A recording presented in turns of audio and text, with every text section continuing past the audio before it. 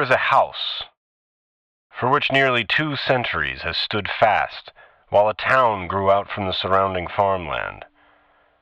At first it was a monolith, and as the first dwelling erected for miles, it would have commanded the attention of anyone passing through. Between then and now, it has been a witness to so much history, things considered too mundane to record, or too strange to talk about. But now, buttressed between 2 newcomers, it would hardly get a glance from the delinquents that slithered past.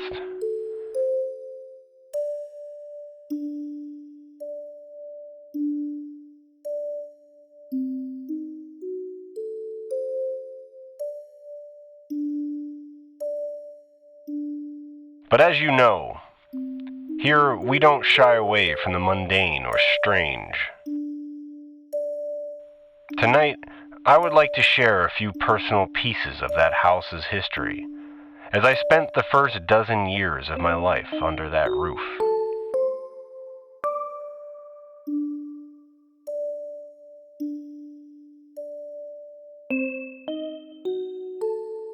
Have you ever had to turn off the last light before running up the stairs? In the dark, I would climb through a place of transition, ensconced in the center of the house like a spinal cord. In any other place, if I turned around, there would be nothing there. But in this house, I could see the silhouette of something hovering just beyond the inky veil of night. A bride and groom, set in sepia tone, their stern faces bereft of joy, stood vigil from a portrait in an oval frame hung on the wall of the lower landing. The picture itself was unsettling, made more so by the shadows cast from its hefty frame.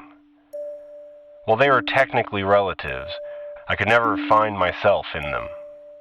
Still, I was drawn to stare, locking eyes across time from the top of the steps, by a peculiar feature of the image. Many old portraits, perhaps through tricks of light and shadow, tend to convince the eye that they are following your movement around the room. But the occupants of this portrait seemed to focus on a single spot, the landing at the top of the stairs, and if I met their gaze there, the bride would move her lips, as if whispering to me in the dark. As disturbing as it was, I never felt threatened by the picture. But try as I might, I could never hear whatever message she seemed keen to send.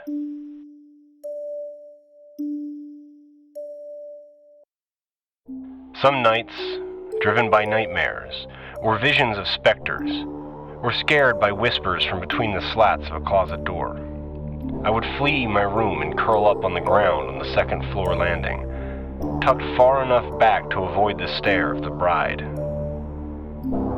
I would be too afraid to go back, but I somehow felt comfortable lying on the floor in the dark. From this central location, I could hear the house speaking in groans as it settled, and whispering as wind found its way through the cracks in the attic. I don't know how many nights I spent out there, though it must have gone on for years. But I know what it was that made me stop.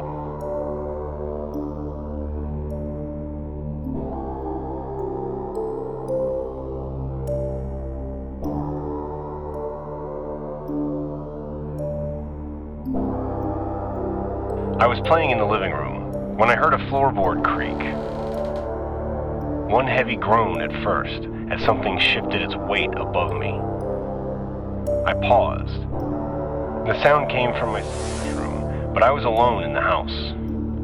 My father had been working outside, but I reasoned he must have slipped up the stairs without me noticing.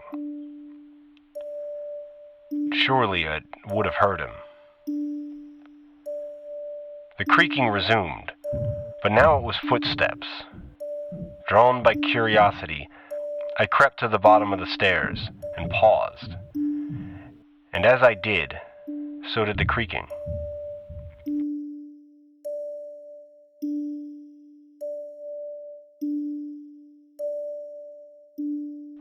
I slowly stepped up to the lower landing, right under the portrait, and shakily called out, "Dad?"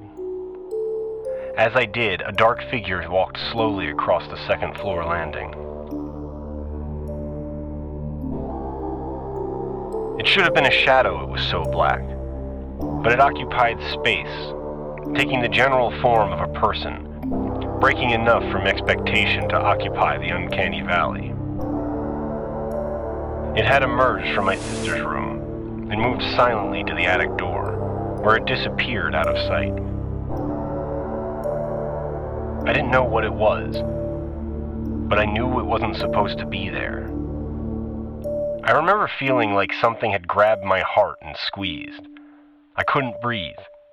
I wanted to scream. To my left, I heard the sound of my dad coming in from outside. I don't remember much after that, except my dad stalking room to room with a bat after I told him someone was upstairs.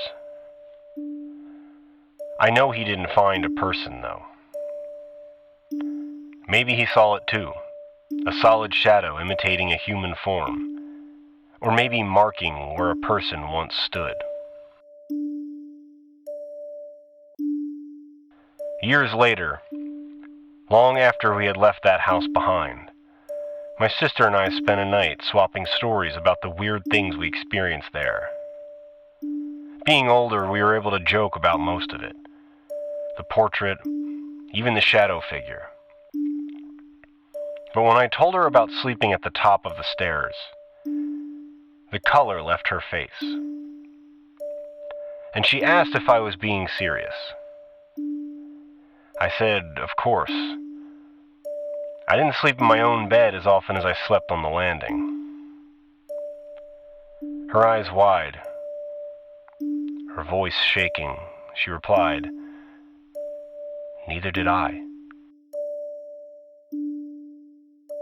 Stairs are spaces of transition, physical connections between stories. In the case of one old house, they may have connected the present with the stories of the past. You may be unable to swallow the truth of what happened, or you may choose to believe. I find a healthy dose of curious skepticism to be the medicine of choice. I've always wanted to return to that place, knock on the door, and ask whoever lives there now if they'd had any similar experiences.